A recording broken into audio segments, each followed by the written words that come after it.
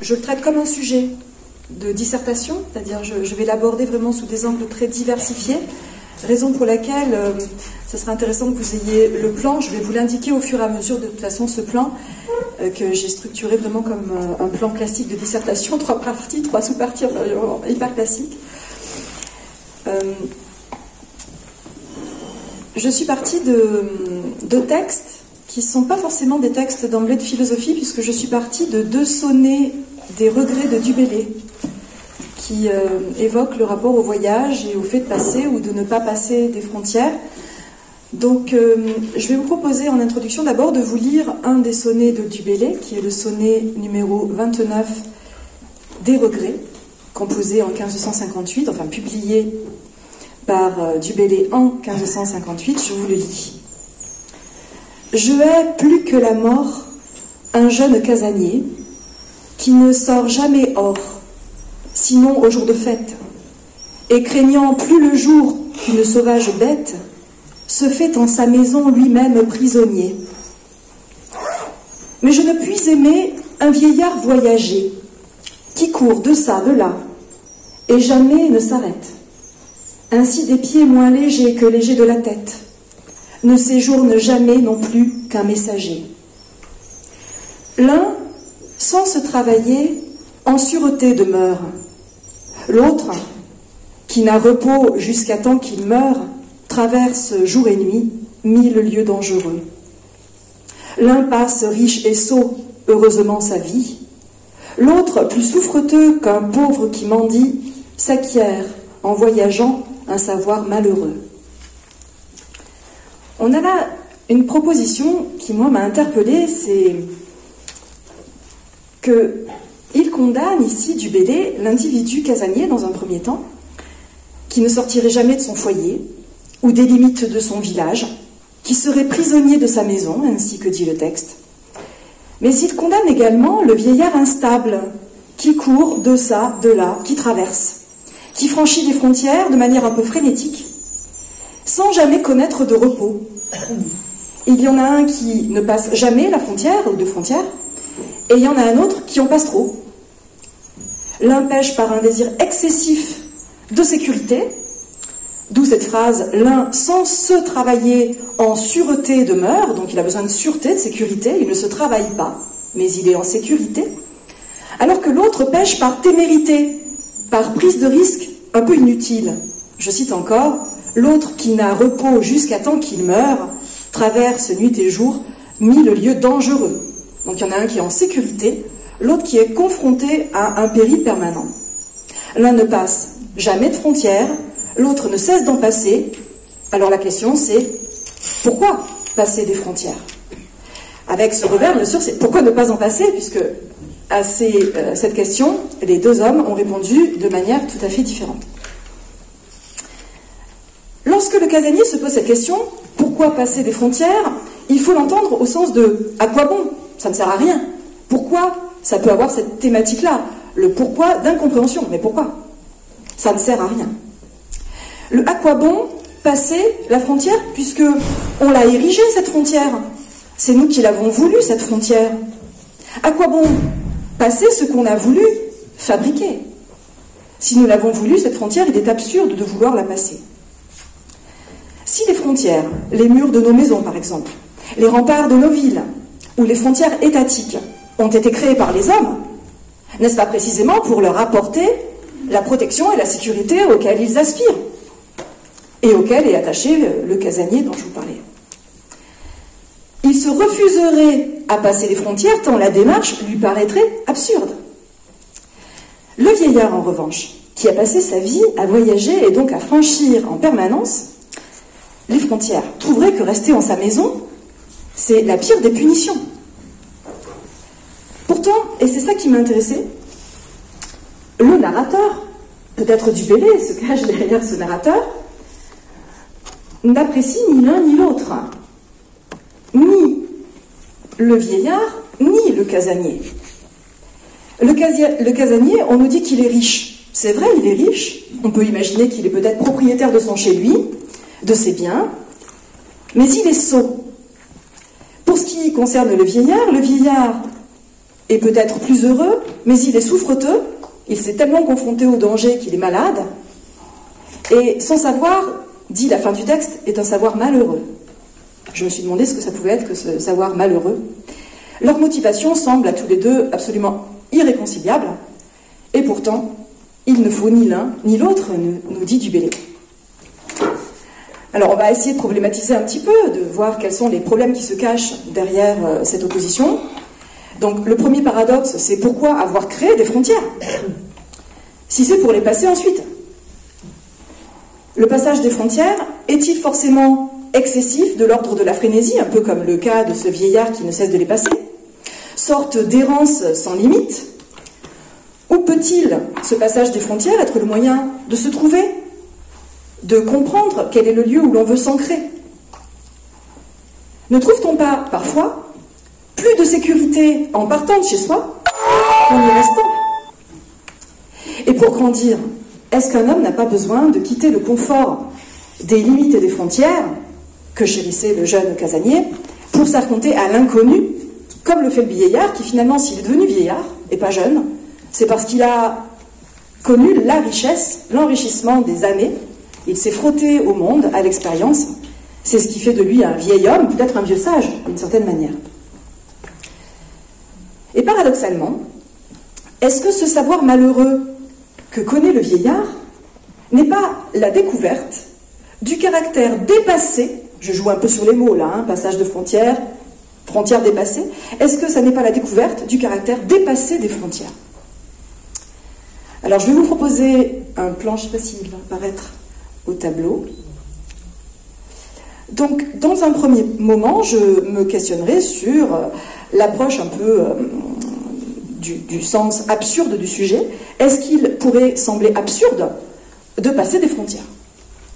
Et je proposerai une analyse dans un petit 1 de l'argument du sot, puis de l'argument du fou, et enfin de l'argument de l'ethnologue, qui dépasse de fait ces frontières. Alors, l'argument du sot, je commence par lui. L'argument du sot, c'est de dire, nous les avons créées ces frontières, nous les avons souhaitées pour nous protéger des autres. La limite, elle a été fabriquée, elle a été voulue. Il s'agit de se protéger des autres, des dangers, en fabriquant une sorte d'enclos qui serait rassurant. Passer des frontières, c'est vrai que c'est un risque qu'on essaiera d'éviter à tout prix. On préférera rester protégé par la frontière et on refusera de la passer pour ces raisons-là. Donc, premier argument, l'argument du sot, tel qu'il est évoqué dans le texte de Dubé. Donc, les frontières, elles sont d'abord le produit des hommes. Ils ont cherché à délimiter des espaces, soit en constatant la fin de l'unité d'un espace. Par exemple, le continent européen qui aurait pour frontière occidentale un océan, qui est pendant des siècles infranchissable, donc c'est pour ça qu'il fait limite. Soit en décidant de manière plus ou moins arbitraire d'une délimitation, là cette fois au sens des frontières politiques. Donc dans les deux cas, on les a fabriqués. Et on les a fabriqués pourquoi? Parce qu'on a considéré que franchir, c'était périlleux. Le franchissement est mal vécu. Si les hommes ont souhaité qu'elles existent, s'ils les ont fabriquées, alors pourquoi vouloir les passer à nouveau? On sent tout l'absurde de cette situation. Alors une zone frontalière, qu'est-ce que c'est? C'est d'abord ce qui fait front. La frontière, on l'entend, hein, il y a le mot front dedans. C'est ce qui fait front, c'est-à-dire qui incarne quelque chose qui se pose là devant et qui a l'air difficile à passer, voire éventuellement infranchissable. Ça incarne le danger, un danger que l'on peut soit affronter, et là on passe la frontière, on affronte, soit on la fuit, cette frontière, et on reste chez soi. La frontière, donc, c'est ce qui fait face, qui fait front, qu'on affronte ou qu'on refuse d'affronter. On pourrait imaginer que celui qui va faire front, il incarne un être de bravoure. C'est le héros qui y va et qui, dans son intrépidité, manque peut-être un peu de prudence, qui a une forme d'inconscience. Et on peut imaginer que le casanier dirait à cet être, mais enfin tu es inconscient, hein, c'est dangereux ce que tu fais, tu y vas au péril de ta vie. La culture grecque a souvent mythifié les espaces frontaliers, les confins de l'œcumène, c'est-à-dire de l'espace vécu des Grecs, comme le lieu où il y a des créatures terribles qui vivent, un lieu de péril. Et lorsqu'ils allaient en mer, notamment sur la mer Méditerranée, les Grecs ont souvent caboté. Le cabotage, c'est une manière de naviguer à vue, sans perdre de vue les côtes. Autrement dit, on se repère au dessin du littoral, ce qu'on appelle les amers, et on se repère aussi aux phares, puisque dans l'Antiquité, on a déjà des phares lumineux. Parfois, c'est très rare, on peut se risquer à une navigation à perte de vue, c'est littéral, hein, c'est vraiment, j'ai perdu la vue des côtes. À perte de vue, c'est ça que ça veut dire, c'est d'abord un vocabulaire maritime pour désigner une course en pleine mer, mais les Grecs en avaient tellement peur de cela que ça durait quelques heures, la navigation à perte, maximum 1 ou 2 jours, mais ils étaient extrêmement effrayés par l'idée de perdre de vue. Donc l'espace leur fait peur, et c'est pour cela, par exemple, que l'Odyssée nous donne à voir, c'est le drame absolu, l'Odyssée d'Homère donne à voir un homme qui est confronté à une navigation qui n'est pas du tout le cabotage, puisque les dieux manipulent ces navires. Alors, plein de choses. D'abord, quand il dort, quand Ulysse a le malheur de s'endormir, eh bien, les dieux vont faire des erreurs de pilotage à ses seconds, par exemple, et il va se retrouver en pleine mer et se réveiller en pleine mer, donc il faut qu'il récupère la vue des côtes et c'est compliqué pour lui. Il y a une errance, hein, et l'Odyssée incarne cette peur d'aller à l'extérieur de soi, de passer des frontières et de perdre ses repères. On sait que, de toute façon, les Grecs savaient quand même estimer un peu, en travaillant sur le ciel, en connaissant les constellations, savaient un peu quand même naviguer en pleine mer. Ils s'appuyaient sur la connaissance du ciel, les Pléiades, la plus scintillante du Bouvier, la Grande Ourse, etc. Ça leur permettait quand même de se repérer un petit peu dans la nuit, mais malgré tout, ce voyage de 10 ans d'Ulysse en pleine mer, c'est l'incarnation du risque intégral. On perd le gouvernement de soi si on perd le gouvernail. Si on passe outre la limite, on risque de tomber dans ce que les Grecs appellent la démesure, l'hubris. Donc il ne faut pas céder, il faut garder un visuel. Donc les Grecs cabotent. En général, ils cabotaient parce qu'ils connaissaient les vents locaux, donc ça leur permettait de savoir éviter les récifs, les périls. Et qu'est-ce que c'est que le péril pour un Grec? C'est pas du tout la pleine mer, avec les abysses dont on craindrait les profondeurs, c'est les hauts fonds. Et c'est pour cela qu'ils utilisaient des sondes à main pour savoir s'il y avait des hauts fonds. Et l'épisode des sirènes, c'est pas tant le fait d'être médusé par la voix d'une femme, etc., ou d'un oiseau, parce que dans Homère c'est plutôt un oiseau, la sirène, mais c'est la peur que ces êtres nous attirent vers les rochers. C'est-à-dire que l'on se fasse prendre par les rochers qu'on essaie d'éviter, puisqu'on est toujours très très près de ces hauts fonds. Alors, le danger, vous le voyez, c'est la frontière au sens de la frontière symbolique d'un espace sans repère. Les récifs, les hauts fonds et aussi les caps difficiles à franchir, hein, pour les Grecs, sont des lieux qui sont des lieux de danger. À l'époque, on n'a pas de boussole, il faut attendre la fin du XIIe, le début du XIIIe pour que la boussole soit utilisée. Elle était connue en Extrême-Orient, mais c'est vrai qu'en Occident, elle a été connue très tardivement. On n'a pas encore d'astrolabe, il faut attendre le VIe siècle après Jésus-Christ pour avoir un vrai traité de l'astrolabe qui permette de savoir quelles sont les latitudes, de les calculer.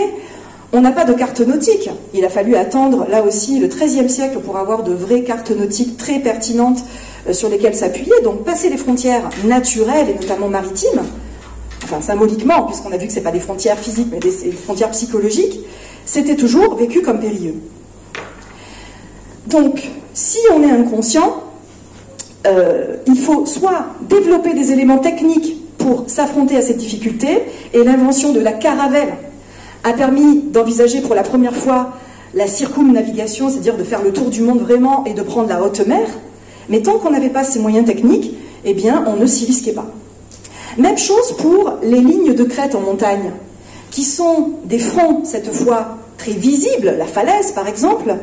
L'Himalaya abrite une dizaine de sommets à plus de 8000 mètres, dont on sait qu'ils n'ont été atteints pour la première fois que dans les années 50-60, donc c'est très très récent de s'affronter à ce genre de frontières en quelque sorte matériel ou de front. Je peux faire de front parce que le concept de frontière c'est plutôt un concept politique, mais de front de matérialité. Ça en dit long sur la dangerosité de ce passage, puisqu'il a fallu attendre très longtemps avant d'oser affronter des 8000 mètres.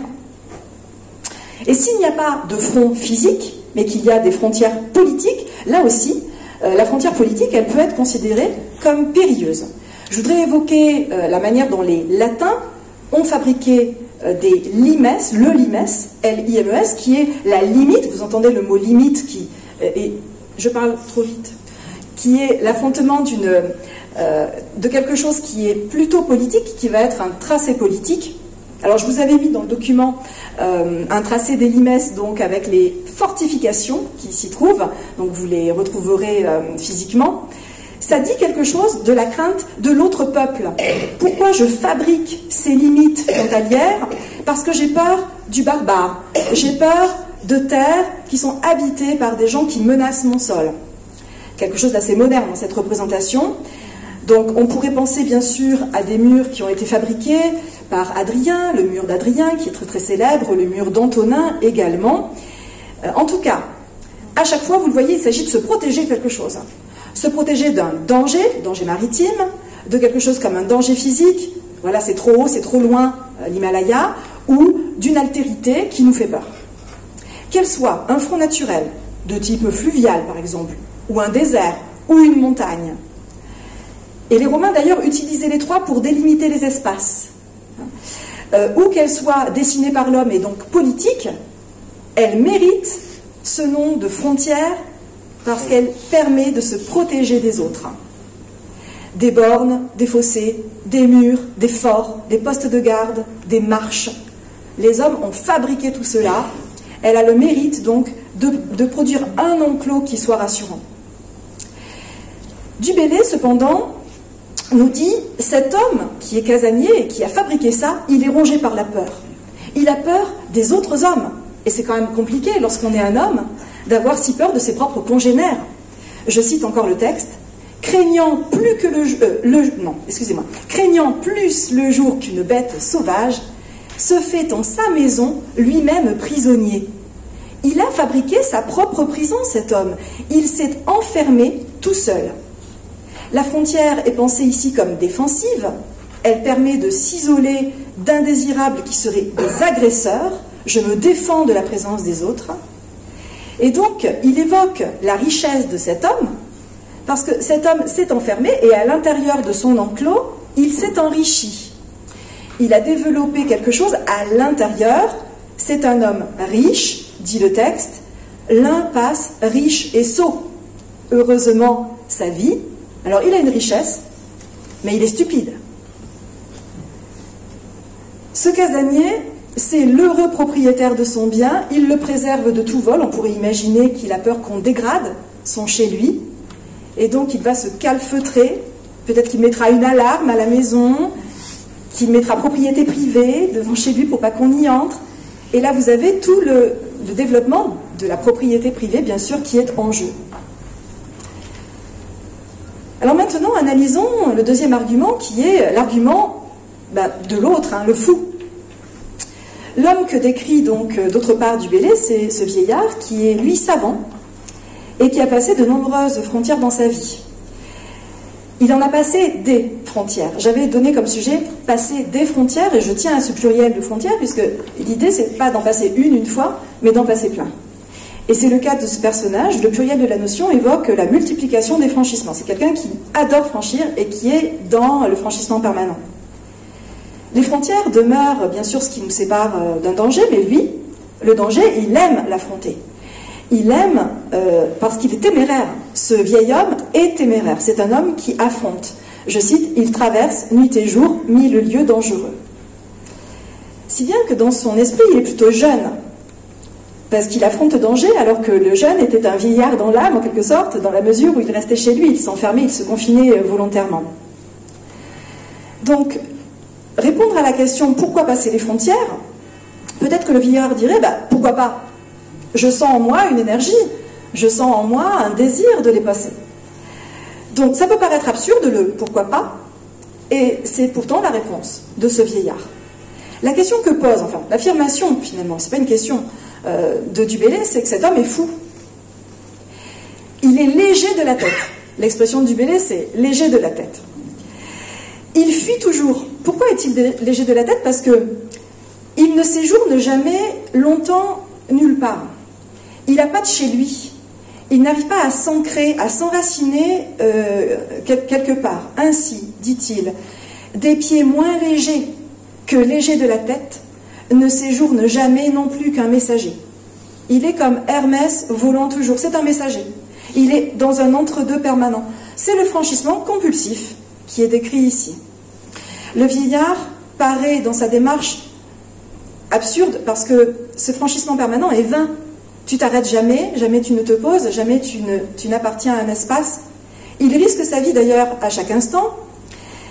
Et peut-être qu'on pourrait faire le lien avec Pascal. Donc dans les textes que je vous ai proposés dans le document, il y a ce fameux texte sur le divertissement pascalien, dans les pensées de Pascal.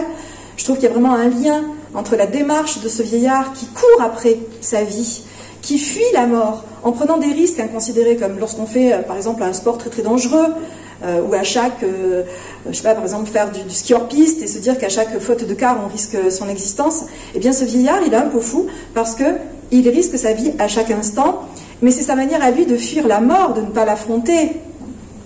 Je voudrais vous citer quelques extraits de Pascal dans les pensées, où il décrit un homme aussi agité que l'homme agité de Du Bellay.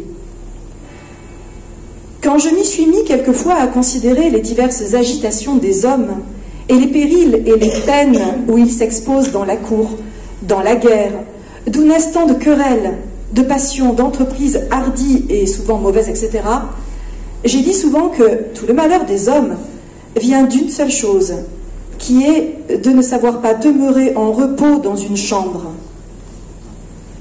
Donc le malheur, ce serait cette fois, vous le voyez, le fait de ne pas savoir se poser, de ne pas savoir rester dans une chambre parce qu'on y est agité, on tourne en rond comme un lion en cage. Hein, on peut imaginer cet homme qui ne supporte pas d'être chez lui, merci beaucoup, d'être chez lui enfermé et qui voit un appauvrissement de sa vitalité parce que c'est un être qui, on a dit, est très très jeune dans sa manière d'être agité en quelque sorte. Il a cette espèce d'énergie vitale très forte. C'est le biologiste, physiologiste Bichat qui, au début du 19e siècle, comparait la jeunesse qui a un excès d'agitation, un excès d'énergie, avec trop peu de choses à faire, si bien que cette énergie, on ne sait pas où la mettre, et les enfants courent de part et d'autre dans la cour, tous les petits courent dans tous les sens. L'âge adulte qui est l'équilibre entre l'énergie qu'on a et les choses qu'on a à faire, et puis la vieillesse qui serait la perte de cette énergie, alors qu'il reste des choses à faire, mais on en fait moins, parce qu'on a perdu une part de cette énergie pour la faire. Donc là, on voit que ce personnage, il est étonnamment jeune, il est plein d'une vitalité débordante, il est assez étonnant, ce personnage.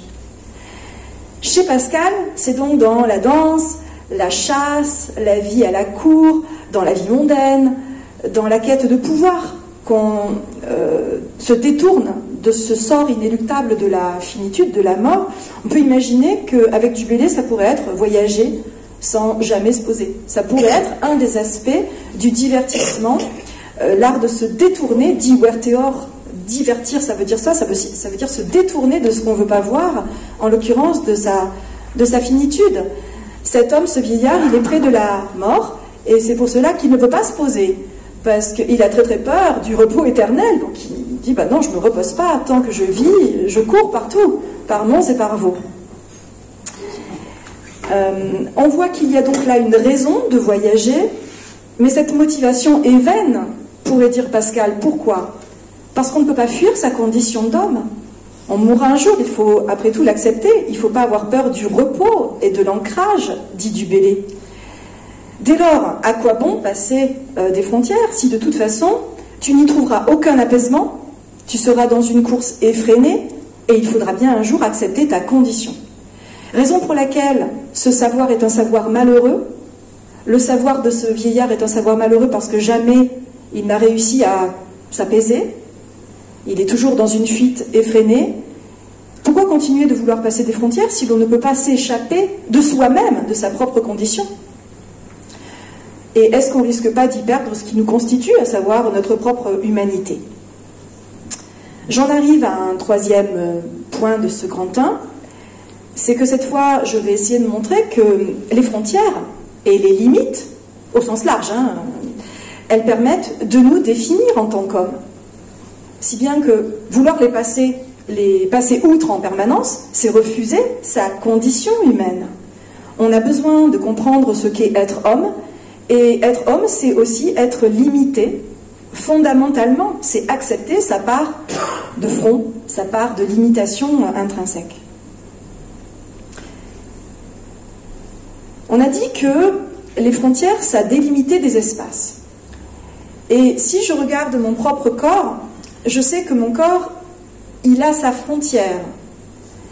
J'ai ma silhouette, elle est délimitée par mon ossature, mais il y a cet organe qui est le principal organe de mon corps, qui est la peau, et qui fait frontière entre moi et l'extériorité. Être humain, être doté d'un corps, c'est connaître fondamentalement la frontière. Une cellule, elle a une membrane qui est sa frontière.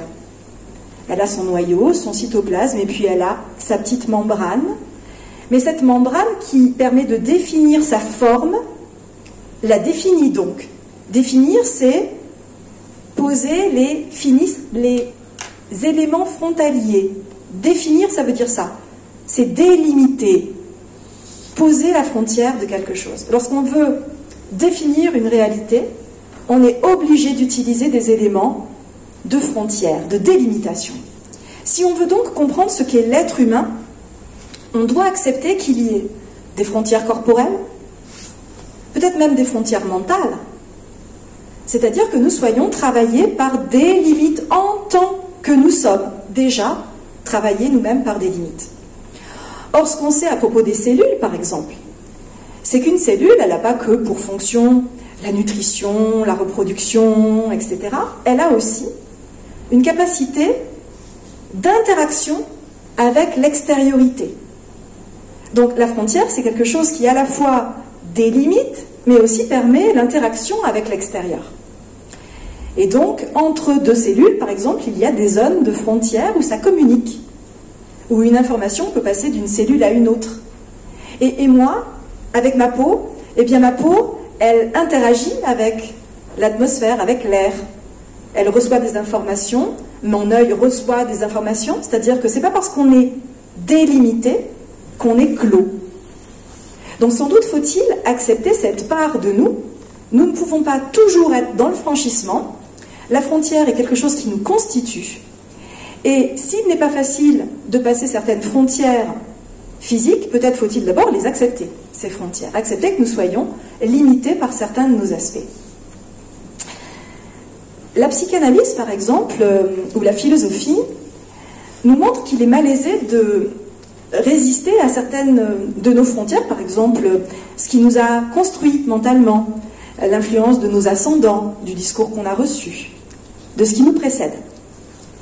La peau, je disais, délimite le rapport entre mon corps et le monde. Les limites d'un village permettent de fabriquer une communauté sociale. Chaque individu, chaque groupe, chaque civilisation pourrait très très bien se concevoir par ce qui est délimité. Pour que quelque chose existe, pour que j'existe, pour que mon village existe, pour qu'une civilisation existe, une culture, il faut qu'elle ait fabriqué sa propre délimitation, par exemple par une langue, par une culture. Voilà, ici on parle cette langue-là, ailleurs on franchit la limite et ça parle autre chose. Donc il y a une vertu définitionnelle en quelque sorte de la limite, et un individu va se définir par ce corps qui est le sien, par l'histoire qui est la sienne, par sa mémoire, mais aussi par appartenance à un groupe qui lui-même a sa propre délimitation. Voilà le village, j'appartiens à Miribel-les-Échelles, voilà le village, bon, qui s'inscrit lui-même dans une région, un État, le monde, etc. Donc penser la notion de limite de manière systématiquement négative comme le faisait notre vieillard, ou la penser comme systématiquement protectrice comme le casanier le faisait, c'est rater l'essence même de la frontière qui à la fois protège et ouvre. Je voudrais m'appuyer sur un ethnologue qui est Claude Lévi-Strauss, qui, dans son texte « Race et Histoire », je vous ai mis d'ailleurs dans le document un lien pour que vous puissiez lire ce document en entier, nous dit que l'humanité, c'est pas un concept abstrait. Derrière l'humanité, il y a d'abord un individu qui s'inscrit dans un village, puis dans une communauté plus large, c'est-à-dire dans énormément de limites qui le constituent en tant que tel. L'homme avec un H majuscule, ça n'existe pas. Je lis un extrait de Race et Histoire.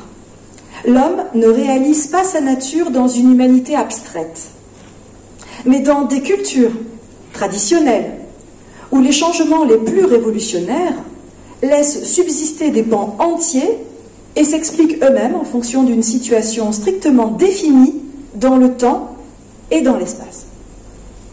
Donc on appartient toujours à un espace, à un temps. Ça aussi c'est une limitation intéressante, appartenir à une époque et être complètement déterminé par l'époque à laquelle on appartient. J'en arrive à une transition qui va m'amener vers ma deuxième partie. C'est qu'on le voit, ces deux attitudes sont dépassables. La casanière, la voyageuse compulsive ne sont pas tout à fait satisfaisantes. Elles sont également condamnées par Du Bellay pour des raisons qu'on a bien vues. Si bien qu'il faudrait peut-être faire l'éloge, et il le fait d'ailleurs dans un autre sonnet, d'une autre attitude.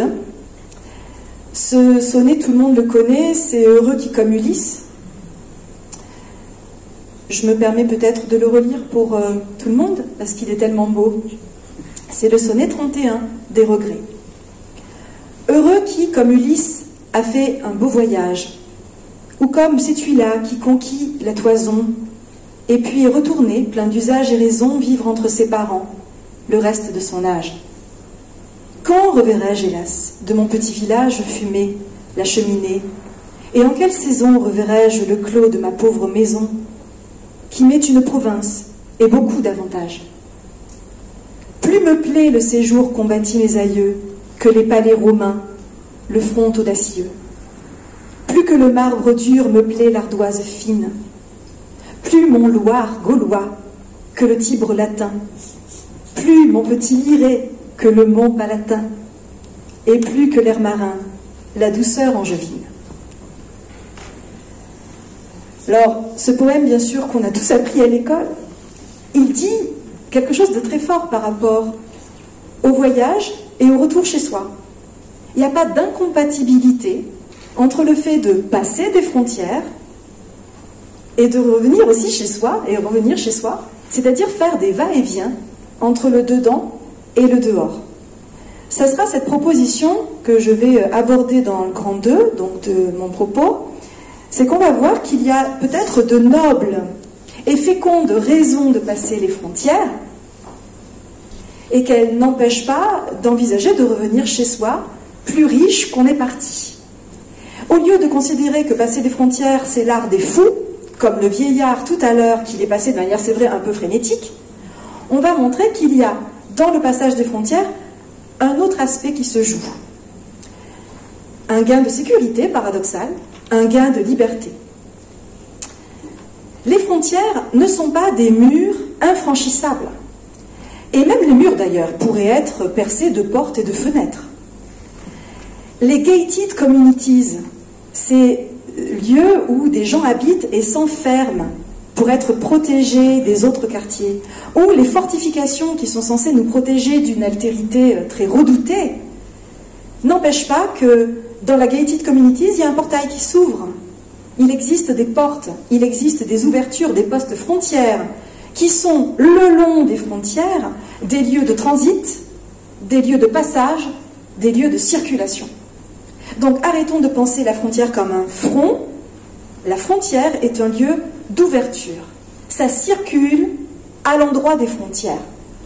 L'idée de protection qui pourrait relever d'un discours qu'on adresserait à l'opinion publique, par exemple, ou à ses futurs électeurs, en leur disant « c'est un lieu de danger », eh bien, ne prend pas en considération suffisamment que c'est un lieu aussi d'échange et d'enrichissement, ce lieu de la frontière.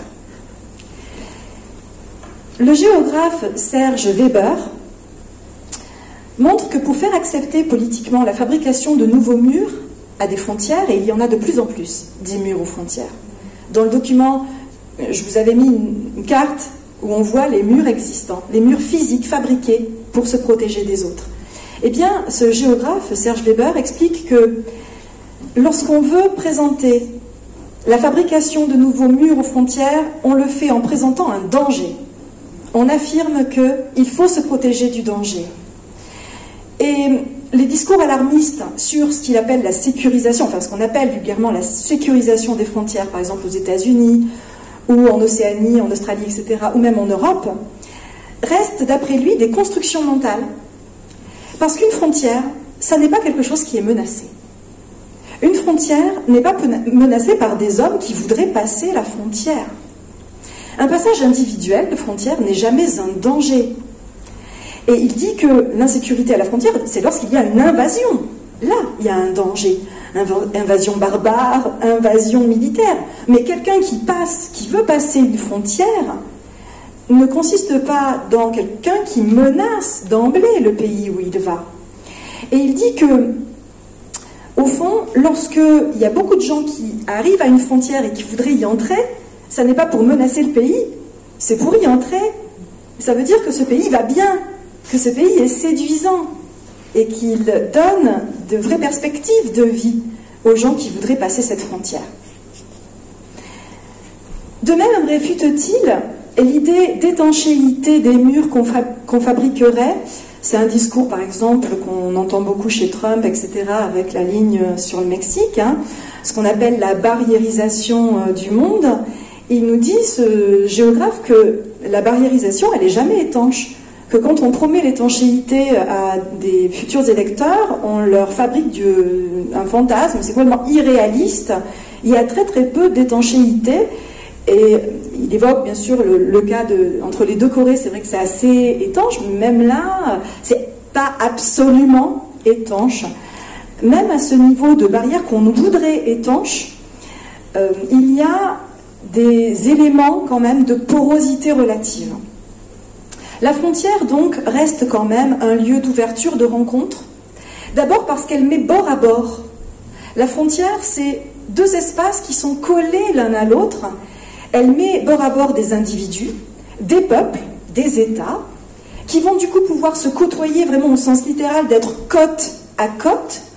Se côtoyer, c'est être aux côtés l'un de l'autre. Et si on est à côté, on a beaucoup plus de facilité pour échanger, pour faire du commerce, pour s'allier, peut-être pour partager une culture commune aussi, une langue commune. Par exemple, autour du Rhin, le fleuve, qui sert de frontière, entre autres, entre l'Allemagne et la France, il y a des hommes qui se ressemblent beaucoup. Il n'y a pas de séparation très nette, autre que politique, donc décidée de manière un peu arbitraire. Un fleuve, ça ne sépare pas les gens en soi. Il suffit de nager pour passer de l'autre côté.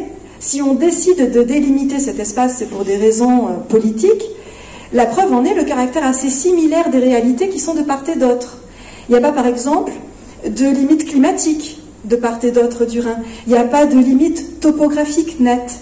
Il n'y a pas non plus de limite linguistique très nette ou culturelle très nette.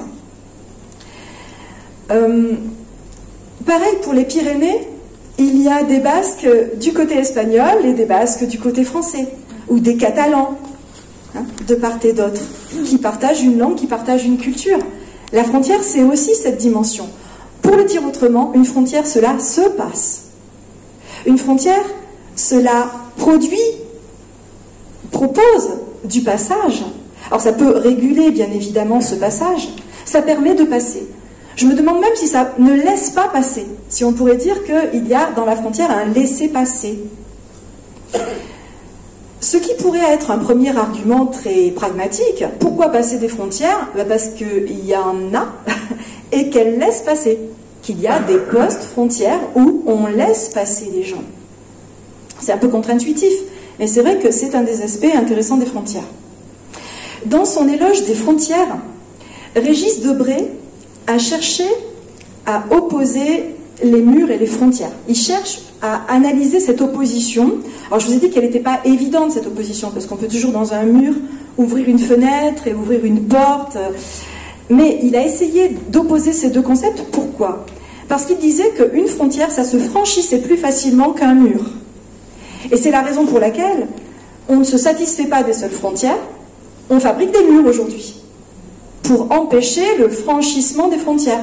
Ce qui suggère donc que la frontière, d'emblée, elle se franchit plus facilement que le mur. Donc cette opposition, il l'a voulu pour montrer que la frontière propose un franchissement, elle régule un passage, mais elle ne l'interdit pas. Alors que le mur, lorsqu'il est produit, essaie d'interdire. C'est pas parce qu'il n'y arrivera peut-être pas, mais il a pour visée d'essayer d'interdire ce franchissement. La frontière, donc, c'est un lieu de distribution du fait de sa porosité. Et là, vous avez toujours cette métaphore de la peau, hein, de la porosité qui permet le passage entre un espace et un autre. Et loin d'ouvrir que sur des espaces dangereux, elle permet d'ouvrir aussi sur des contrées très accueillantes, des contrées prospères, des contrées pacifiées et donc séduisantes. On peut vouloir passer la frontière pour quelque chose qui est assez similaire au discours du casanier de tout à l'heure. Le casanier disait « chez moi, je suis en sécurité ».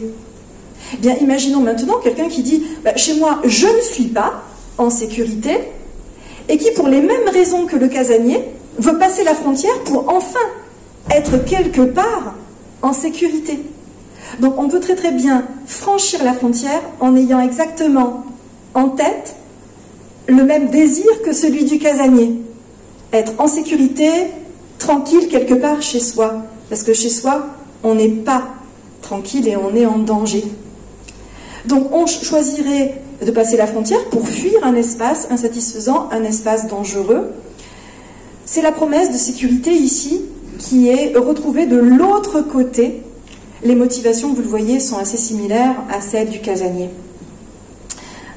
On espère, parce que c'est pas sûr qu'on trouvera cette sécurité, mais quand on franchit cet espace, quand on se dit pourquoi passer la frontière, c'est parce qu'on est porté par une espèce d'espérance que de l'autre côté ce sera mieux que de ce côté-ci. Le danger ici, la sécurité de l'autre côté. Ce lieu, ça pourrait être un lieu mobile. La frontière, elle peut changer. Je pense notamment à la représentation qu'on s'est fait très longtemps, quand on était espagnol, qu'il fallait passer en France. Pendant très très longtemps, lorsqu'on était portugais ou espagnol, on se disait la France, ça va être le lieu d'immigration, c'est le lieu où on voudrait pouvoir passer pour fuir la tyrannie, etc.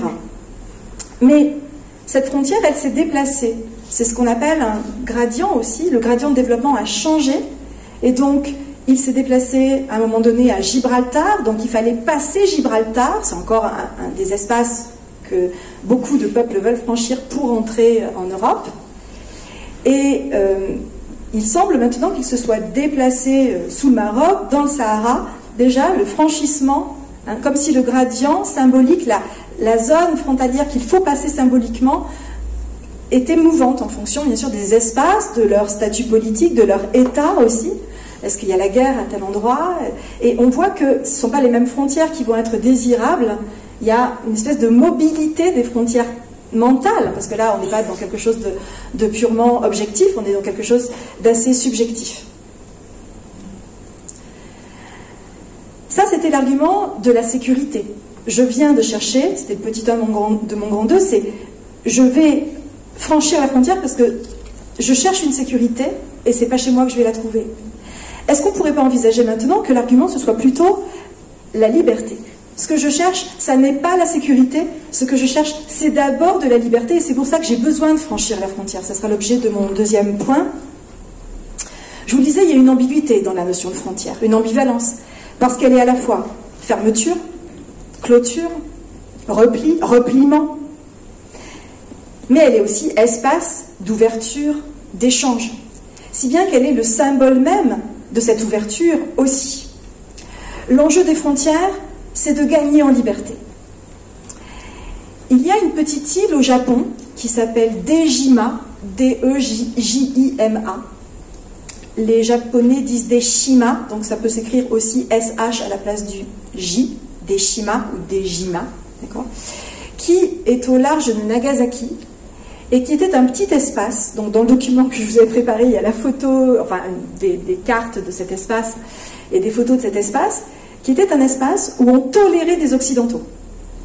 Pendant très très longtemps, le Japon, entre le XVIIe siècle et le milieu du XIXe, a eu une politique de fermeture. Personne ne pouvait entrer sur le sol japonais et personne ne pouvait sortir du sol japonais. On pouvait être tué pour ça. C'était passible de mort. Mais on a accepté une petite enclave, une petite île au large de cette ville de Nagasaki, Dejima, où on tolérait la présence des Occidentaux. Donc la politique de fermeture, c'est ce qu'on appelle au Japon le sakoku, S-A-K-O-K-U, sakoku, la fermeture. Mais on a accepté qu'il y ait une petite part d'ouverture. Et vous allez voir à quel point cette petite frontière qu'on laisse passer, en quelque sorte, puisqu'on est sur le sol japonais déjà, on accepte que des Occidentaux entrent sur le sol japonais. Mais ils n'entrent pas tout à fait sur le territoire, puisqu'ils entrent sur cette espèce de presqu'île et ne vont pas sur le territoire on va dire continentale, c'est une île, enfin, vous voyez l'idée. Eh bien, ça a été un vrai élément de respiration pour le Japon. À la fois parce que la compagnie néerlandaise des Indes orientales avait le droit de commercer. Pourquoi les Hollandais? Alors, pour une raison qui est très simple. C'est que lorsque les Portugais ont découvert le Japon, ils ont voulu que le Japon devienne chrétien catholique. Et les Japonais ont refusé et les ont virés. En revanche, lorsque les Hollandais sont arrivés, ils ont dit: nous, on ne veut pas vous apporter notre religion, c'est pas ça qui nous intéresse, on est pragmatique, on veut commercer avec vous. On ne veut pas vous faire devenir des chrétiens catholiques comme nous, on veut juste que vous acceptiez des échanges commerciaux. Et ça a permis à ces gens de se rencontrer. Et forcément, sur une île, si vous avez la possibilité de communiquer avec les autres, vous n'échangez pas que des biens matériels. Vous échangez des idées, des conceptions du monde, des manières d'œuvrer, donc des pratiques d'œuvres d'art. On sait par exemple que les Japonais ont connu la perspective linéaire, le point de fuite central dans la composition de l'œuvre picturale. Pourquoi? Non pas parce qu'ils l'avaient eux-mêmes fabriquée, ils ne connaissaient pas du tout, mais parce qu'au XVIIe siècle, eh bien, des artistes sont venus et ont installé une petite école sur l'île de Dejima où ils ont formé des gens qui se font appeler d'un nom japonais avec Da Vinci à côté. C'est assez rigolo. Ou Leonardo Cura. Donc le nom est japonais et le prénom est italien. C'est-à-dire se sont formés à cette manière de cumuler les avantages des deux cultures, absorber la culture de l'autre et s'enrichir ou enrichir l'autre de la sienne. Il y a, dans le franchissement de la frontière, on le sent, le désir de communiquer et de s'ouvrir à l'altérité. Je voudrais évoquer quelque chose que Régis Debray analyse beaucoup, c'est le mur de Berlin. Ce mur de Berlin, qui a été érigé la nuit du 12 au 13 août 61, eh bien, il incarne la volonté de ne plus laisser passer. Il est vraiment extrêmement puissant. Qu'ont fait les hommes? Ils sont passés par en dessous, ils ont créé des tunnels, ils ont essayé de biaiser, de trouver les moyens d'aller librement dans un espace autre. Et depuis le blocus soviétique de Berlin en 48-49 et la création de la RDA, il y a eu un transit en Allemagne, et notamment vers l'Allemagne de l'Ouest, vers Berlin-Ouest. C'est ce qu'on appelait voter avec ses pieds, c'est-à-dire choisir la liberté, le système occidental, en y allant, quoi, en votant avec ses pieds. Je crois que c'est Willy Brandt qui avait utilisé cette expression pour évoquer ce mouvement. Donc on fait le choix d'y aller, quoi. C'est la liberté qui est en jeu. Parce que si on se sent enfermé dans un espace, c'est comme si on niait le propre de l'homme. L'homme est fondamentalement un être qui est en quête de liberté. L'auteur Jacques Attali a écrit un texte très joli qui s'appelle « L'homme nomade ». Et dans « L'homme nomade », il nous rappelle que l'homme est d'abord un nomade, qu'il s'est sédentarisé il y a assez peu de temps. Pendant tout le paléolithique, l'homme est nomade, et à partir du néolithique, à partir du moment où il va commencer à devoir rester sur sa terre parce qu'il a inventé l'agriculture, donc il a besoin de rester où il est, en lisant la presse qu'on veut, puisqu'il n'y a plus qu'une presse, plus qu'un parti dans le totalitarisme. Ce sont des régimes qui empêchent les hommes en leur disant « tu t'enracines dans un pays natal », le Heimat de l'Allemagne nazie. Voilà, enracine-toi, mais ne bouge plus, reste où tu es. Et donc on fixe dans une espèce de culture nationale. Et tous les peuples qui sont des peuples de nomadisme, par exemple le peuple juif qui est travaillé par la diaspora, ou le peuple tzigane, qui est le peuple du voyage, eh bien ces gens-là, on les élimine, parce qu'ils ne sont pas ancrés dans quelque chose. Donc lorsqu'un régime s'en prend à la liberté, il s'en prend aux voyageurs. Lorsqu'un régime s'en prend à l'humanité, crime contre l'humanité, il empêche cette humanité de voyager mentalement, librement, dans les doctrines que cette humanité se choisit pour lui en imposer une de l'extérieur. Attali nous dit que tous les tyrans, ce sont des gens qui craignent les voyageurs, qui en ont extrêmement peur. Le totalitarisme a toujours cherché à se débarrasser des nomades, mais c'est se débarrasser de l'humain, puisque nous sommes fondamentalement des nomades. Et les peuples, dit Attali, les peuples souvent s'installent sur les littoraux. Ce sont des espaces qui sont aimés des hommes. Les hommes aiment le littoral. Et pourquoi?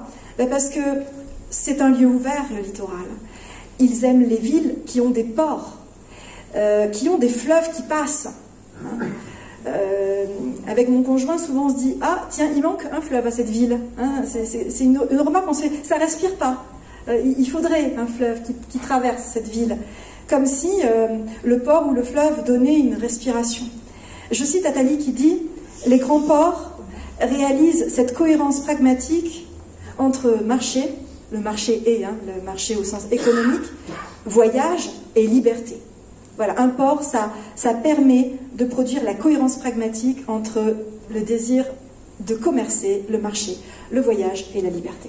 Je trouve ça très beau. Les ports, donc, offrent une liberté que ressent l'homme qui aime passer les frontières. Il a besoin d'être près des ports parce qu'il se dit « là, je peux y aller ». Et comme il est animé par une curiosité, par un appétit de connaissance, eh bien, sa mobilité naturelle, elle trouve là à se réaliser. Il appelle ça « homo viator ». Viator, en latin, ça veut dire qui voyage, V-I-A-T-O-R, l'homme voyageur. Et malgré notre sédentarisation, puisque j'évoquais le fait que nous nous sommes sédentarisés, eh bien ce désir de voyager ne nous a jamais quittés. Nous aimons quand même voyager. Nous sommes ancrés, nous pouvons nous enraciner quelque part et pourtant aimer quitter pour mieux revenir, comme le suggère le sonnet 31. Après avoir vu Rome, eh bien je trouve que mon petit village en Anjou, il a son charme. C'est ça que nous dit le texte de Du Bellay. Alors pour finir ce grand 2, je voudrais montrer que par-delà le franchissement des frontières physiques ou des lieux, il y a d'abord à franchir des frontières là-dedans. Et c'est pas facile. C'est peut-être ça le plus difficile. Franchir la frontière pour aller à la découverte de l'autre, c'est pas aisé. Il faut d'abord franchir des frontières mentales de représentation, de clichés, d'a priori. Sans quoi on finira dans un club med, à vivre en occidental très très loin de chez nous, mais à n'avoir rien changé à nos habitudes, à notre manière de petit déjeuner, de sortir, de nous divertir. On ne sera pas tout à fait sorti. Ça ne suffit pas de franchir des espaces physiques si on ne s'ouvre pas vraiment à une part d'altérité. L'attitude du touriste qui n'atteint pas toujours cette espèce de hauteur de vue qui serait le dépassement d'un ethnocentrisme, c'est cela dont on va parler. Je vous ai évoqué tout à l'heure Claude Lévi-Strauss. Claude Lévi-Strauss, c'est le grand penseur de l'antiracisme. C'est quelqu'un qui a été amené à faire un petit libelle, un petit texte, Race et Histoire, sur la commande de l'UNESCO. C'est l'ONU qui lui dit, écoutez, voilà, au sortir de la Seconde Guerre mondiale, on pensait que les gens seraient plus racistes. On a créé l'ONU, on a incité les gens à passer outre leurs dissensions parce que ça produit des conflits mondiaux horribles. Donc il faut encore éduquer à ce dépassement du racisme. Faites-nous un petit texte pour expliquer les tenants et aboutissants de l'ethnocentrisme. Et donc, ça colle à cette tâche, et il nous dit qu'il y a diverses manières d'être homme, et que sortir des limites étroites de son village, de ce qu'on appelle l'esprit de clocher, hein, où on s'enferme à l'intérieur de son village, c'est d'abord avoir été séduit par quelque chose qui a traversé le village.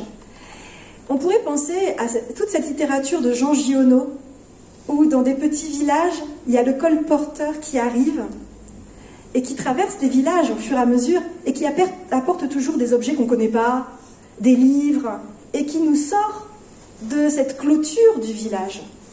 C'est vrai qu'ils sont très séduisants, ces gens qui nous racontent leur voyage.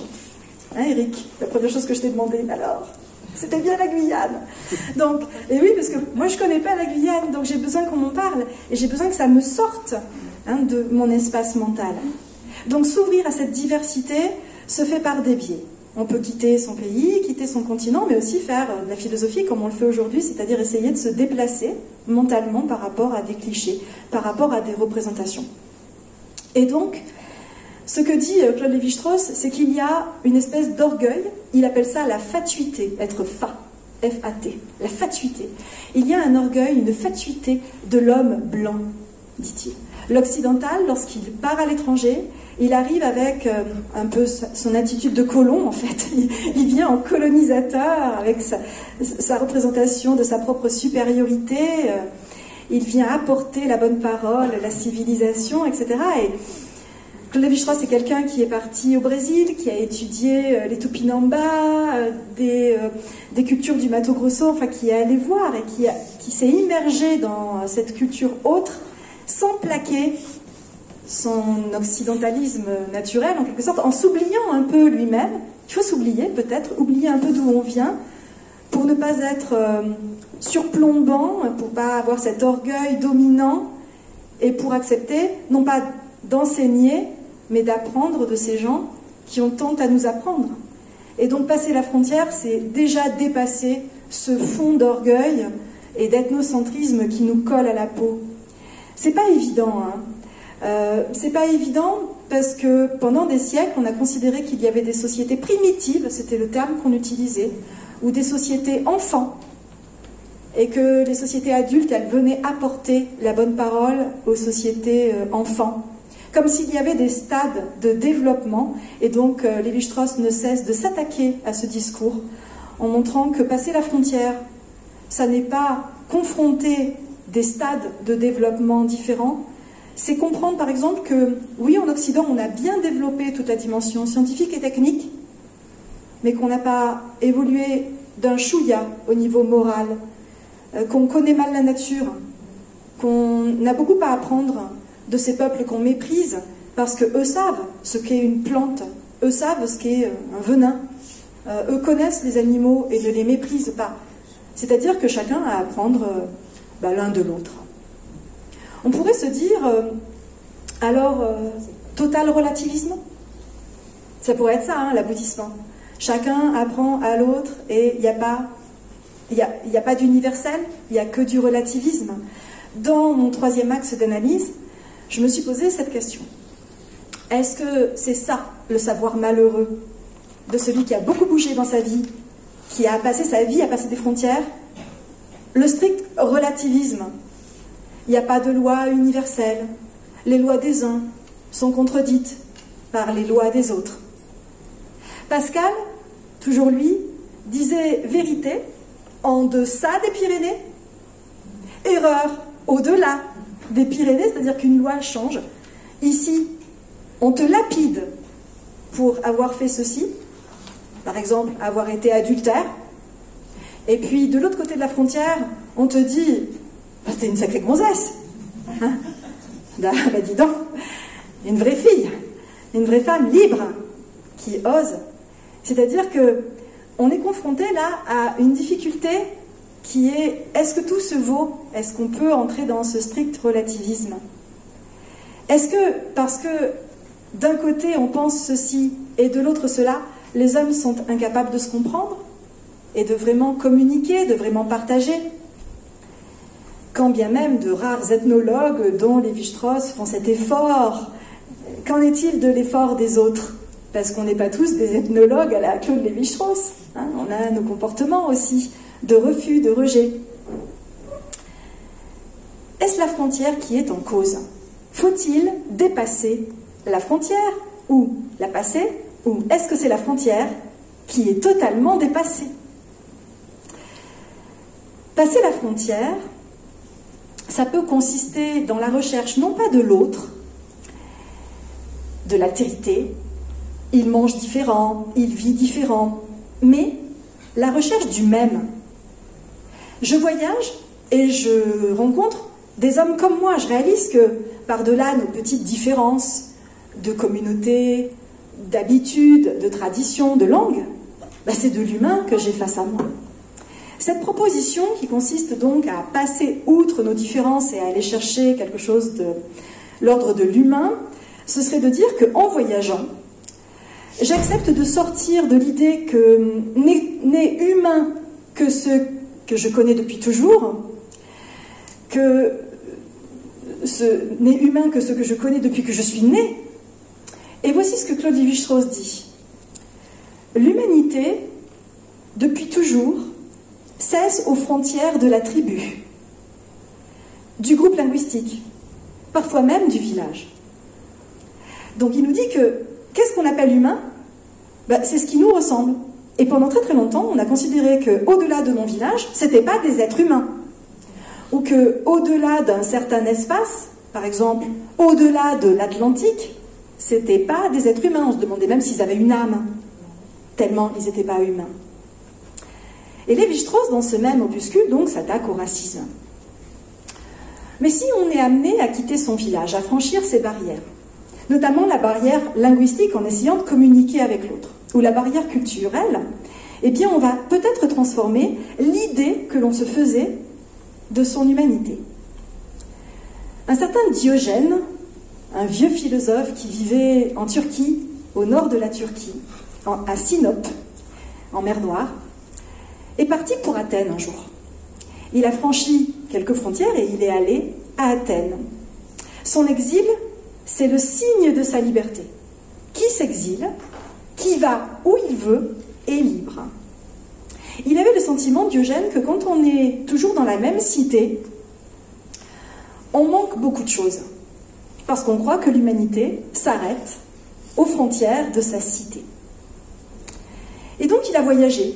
Et il est allé dans plein de cités. Il s'est arrêté à Athènes, mais il a été confronté à beaucoup de cités. Et à chaque fois, il constatait que si on y restait, on s'y enfermait, on s'y étiolait, on y perdait quelque chose de sa vitalité. Donc, il part avec son baluchon, il voyage, et qu'est-ce qu'il voit? Il voit que la cité, déjà, c'est une invention. L'invention d'homme. Un choix de vie parmi d'autres. Il va donc décider d'en choisir une autre de manière de vivre. Puisque la cité est un choix de vie parmi d'autres, je ne suis pas obligée de vivre à l'intérieur d'une cité. Qu'est-ce qui lui déplaît dans les cités? C'est qu'ayant voyagé, il faut avoir voyagé pour en arriver à cette conclusion, ayant voyagé, il a vu que les hommes pondaient des lois, produisaient des lois, qui se contredisaient. Vérité au-delà des Pyrénées, erreur en deçà, etc. Et il s'est demandé quelles étaient les lois qui mettaient tout le monde d'accord, qui pouvaient être universalisables. Et il n'en a pas trouvé. La seule qu'il a trouvée, c'est la loi de nature. Et c'est pour cela qu'il a fondé une école qui s'appelle le cynisme. Kynos, C-Y-N-O-S, ça veut dire le chien. Le cynisme, c'est donc la philosophie de quelqu'un qui se soumet, comme les animaux, comme le chien en particulier, à une loi universelle qui est celle de la nature. Mais pourquoi le chien? Parce qu'il s'est donné une mission, cet homme, c'est d'aboyer. Il décide, Diogène, d'aboyer contre les mœurs et les lois relatives. Mais pour ça, il faut avoir voyagé. On ne peut pas mesurer à quel point les lois changent d'un état à l'autre sans avoir voyagé. Après, tu peux venir aboyer. Alors, il vivait auprès des villes, il vivait à côté d'Athènes, parce qu'il faut aboyer pour faire prendre conscience aux citoyens du caractère relatif des lois. On pourrait dire, enfin, s'il faut tous qu'on vive dans un tonneau, dans une amphore cassée, pour être philosophe, ça va être compliqué. Le but n'était pas d'inciter tout un chacun à vivre un peu à la sauvage, mais c'était de réfléchir à nos lois. Le fond, c'était de se dire, est-ce qu'on ne peut pas essayer de fabriquer des lois qui soient plus universelles, ou susceptibles d'être universelles, en tant qu'elles respecteraient des éléments fondamentaux de notre humanité. Au fond, Diogène nous dit, vous croyez être athénien, ou de Sinope, ou de Thèbes, mais vous êtes d'abord né ici, dans cet espace qui s'appelle l'espace terrestre. Vous êtes cosmopolites, citoyens du monde. Donc les hommes sont nés au même endroit, ils sont partout chez eux. La seule frontière qu'ils ne pourront pas passer, c'est celle de cet espace. Alors c'est vrai que maintenant, on a pu conquérir la Lune, on a mis des petites machines qui roulent sur Mars. C'est ça, notre œcumène s'est étalé jusqu'à Mars. Il s'est un peu étendu du fait de la conquête spatiale. Mais notre limite, pour l'instant, c'est Mars. Peut-être qu'on la repoussera un jour, on va savoir. Mais cet espace qui est le nôtre, il reste un espace limité. Eh bien, c'est déjà bien de détruire quelques-unes des barrières sociales que nous avons fabriquées nous-mêmes, explique Diogène. C'est pour cela que, lorsqu'un homme politique, Alexandre le Grand, empereur, se met devant lui et lui cache le soleil, il était en train de bronzer peinard.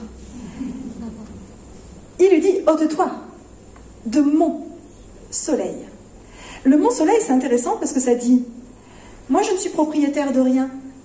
Je ne considère pas que cet espace est à moi, que j'en suis le maître, comme toi qui te dis le maître de cet espace grec. Rien n'est à moi. Je n'ai aucune propriété privée.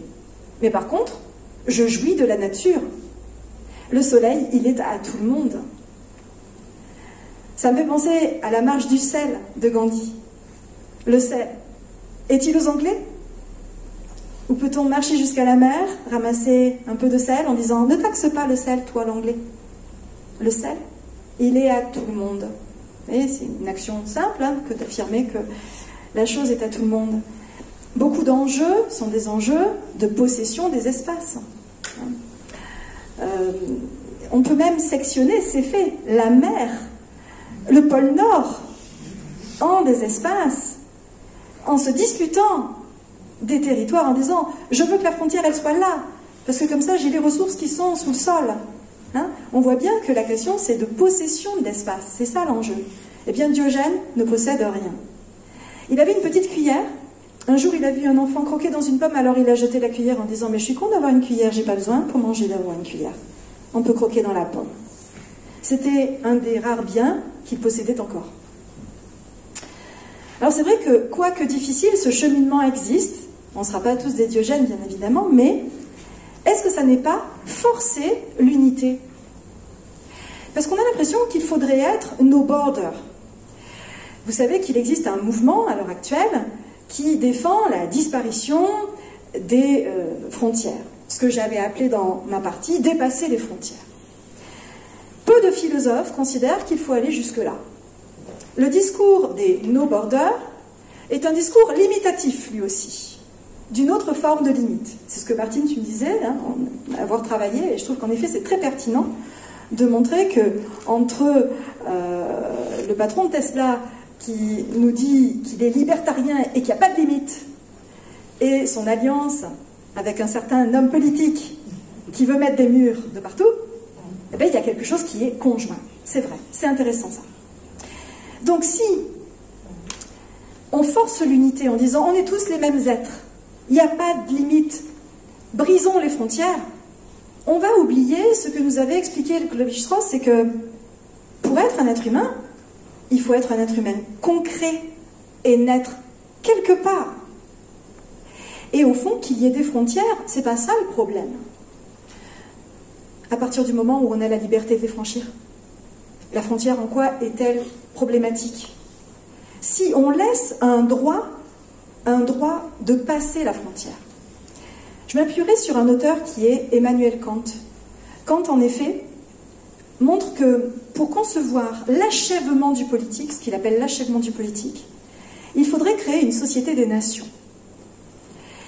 Et dans son projet d'éliminer les guerres, ou d'essayer d'éviter les guerres, il y avait non pas la disparition des frontières, elles existent, mais la volonté que des régimes acceptent ce qu'il appelle un droit de passage, un droit de visite, et aussi un accueil. Si vous partez à l'étranger et que vous avez la possibilité de franchir un espace, comme nous avons créé l'espace Schengen de libre circulation, eh bien, que vous chaud au fond qu'il y ait des frontières, pas grave, vous pouvez les franchir. C'est ça qui est merveilleux. On la voit, hein, la frontière, quand on passe de France en Espagne, on la voit. Elle existe encore, il y a encore des éléments de structure, mais on la passe. L'espace Schengen a quelque chose d'assez réjouissant. On aimerait que le monde entier fonctionne un peu comme cet espace de libre circulation. Kant appelle ça droit de visite, couplé à un devoir d'hospitalité. Créer Erasmus, par exemple, où on laisse à des étudiants la possibilité de passer d'un espace à l'autre, de passer la frontière et d'aller étudier ailleurs, voilà qui est intéressant. L'Europe n'a pas toujours choisi, n'a pas fait le choix du fédéralisme, mais en créant la libre circulation, le droit de libre circulation, la possibilité de s'installer dans toute l'Union aussi, un espace qui n'a pas connu de guerre. Alors c'est vrai que la guerre, elle n'est pas très très loin du fait du conflit en Ukraine et qu'on en a très peur, mais au fond, cette proposition n'est pas un échec. Cette libre circulation permet aux hommes de se rencontrer. Il y a même une citoyenneté européenne qui est reconnue, c'est-à-dire qu'on peut se sentir et miribelin, et français, et européen, et peut-être même citoyen du monde, sans qu'il y ait d'incompatibilité à ce niveau. Claude Lévi-Strauss, je finirai là-dessus, c'est quelqu'un qui nous a expliqué que l'idée d'humanité était très récente. Elle est très récente, je le cite, on sait en effet que la notion d'humanité englobant sans distinction de race ou de civilisation toutes les formes de l'espèce humaine est d'apparition fort tardive et d'expansion limitée. Et pourquoi ça s'est étendu ? L'idée d'humanité, elle est contemporaine du développement des voyages, et notamment des voyages au long cours, des voyages où on va au bout du monde. À partir du moment où on a vraiment rencontré les autres, où on a rencontré leur altérité, mais pas que, on a aussi rencontré leur similarité, on a compris qu'on était face à notre prochain, à d'autres hommes, eh bien, spontanément, on a conçu le concept d'humanité. Avant, ce concept n'existe pas dans la pensée. Donc c'est un concept qui commence à se développer à partir du XVIe siècle, lorsque les voyages se déploient. Une idée qu'on trouvait déjà dans l'Antiquité, mais qui maintenant a les moyens de sa propre réalisation, parce que dans l'Antiquité, quand on disait comme Diogène qu'on était cosmopolite, on n'était jamais allé au-delà de l'Indus ou de Gibraltar, et on connaissait que le nord de l'Afrique, mais pas l'Afrique noire. Donc maintenant qu'on a vraiment les moyens d'y aller, le concept d'humanité peut avoir sa signification. J'ai pensé à Montaigne, qui est un auteur que j'aime beaucoup, qui dans les essais nous dit ceci. On demandait à Socrate d'où il était. Il ne répondit pas d'Athènes, mais du monde. Lui qui avait son imagination plus pleine et plus étendue, embrassait l'univers comme sa ville, jeter ses connaissances, sa société et affection à tout le genre humain, non pas comme nous qui regardons que sous nous. Sous nous. Il dit attention les hommes du XVIe, hein, vous regardez sous vous. Vous ne regardez pas au loin. Et pourquoi? Parce que lorsque nous avons découvert, grâce à la circumnavigation, l'Amérique, qu'est-ce que nous sommes allés faire en Amérique, nous Européens? Nous sommes allés fabriquer des petits Européens chrétiens catholiques. Nous regardions sous nous, et ce n'était pas cela qu'il fallait faire. Je poursuis encore. J'estime que tous les hommes sont mes compatriotes, et j'embrasse un Polonais comme un Français, postposant cette liaison nationale à l'universelle et commune. Il postpose, Montaigne. Il dit, d'abord, on est des hommes. Ensuite, on est polonais ou français, mais on est d'abord des hommes. Le problème, c'est que l'humanité, souvent, inverse cette logique, et c'est cela qu'il dit à ses contemporains. Vous vous positionnez d'abord comme étant des Français qui avaient peur du polonais. Rappelez-vous d'abord que vous êtes des hommes et que vos différences viennent a posteriori. Il ne s'agit pas de les nier, il ne s'agit pas de détruire les frontières, de considérer qu'un Polonais et un Français c'est pareil, parce que c'est pas pareil, c'est pas le même ancrage, c'est pas la même culture, mais de ne pas oublier notre appartenance commune à l'humanité. Petite conclusion. Passer des frontières, ça n'a donc rien d'absurde, ça répond à un besoin fondamental de l'humanité qui se conçoit sans bornes. Le bel Pascal, que j'ai cité tout au long de cette présentation, dit dans la préface au traité du vide que l'homme n'est produit que pour l'infinité. Le franchissement des frontières le lui rappelle. Et le lui rappelle lorsqu'il l'oublie. La découverte du monde terrestre ouvre sur l'espace marin, qui reste à découvrir beaucoup, sur l'espace céleste. Le franchissement des frontières extérieures nous invite aussi à franchir des frontières intérieures. Ce savoir n'est peut-être pas si malheureux que le considère Dubélé dans son sonnet. Ou alors il faudrait considérer que c'est toute l'existence humaine qui est malheureuse. Même la mort, qui pourrait être jugée limite à tout, elle est pensée par les religions comme une frontière ouverte, comme un passage. Nous ne supportons pas les limites et les murs. Pour finir, je citerai un auteur qui vient de gagner le prix Goncourt, qui est Kamel Daoud, qui est un auteur d'origine algérienne, exilé en France, pays qu'il adore. À ceux qui croient qu'une langue est faite pour s'emmurer dans la gloire, j'oppose mes 3 langues comme autant de fenêtres. Je vous remercie.